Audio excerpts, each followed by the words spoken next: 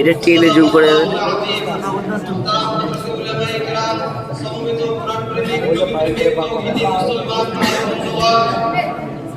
আল্লাহ রাব্বুল আলামিনের দরবারে কালিমাতুল শুকরিয়া হাদিয়া পেশ করি আলহামদুলিল্লাহ। আল্লাহ রাব্বুল আলামিন আমাদেরকে ইসলামের অনুসারী বানিয়েছেন, মুসলমান বানিয়েছেন। এটা আমাদের জন্য আল্লাহর প্রদত্ত সর্বশ্রেষ্ঠ নিয়ামত। যদিও বর্তমান সময়ে আমরা একটি ক্রান্তিকাল অতিক্রম করছি, জুলুম নির্যাতন অত্যাচারের শিকার আমরা। যদি আজকে সারা দুনিয়ার মানচিত্র ইসলাম মুসলমানদের রক্তে রঞ্জিত, যদি আজকে মুসলিম জনপদগুলির উপর দিয়ে পরিচালিত হচ্ছে নির্যাতন, কিন্তু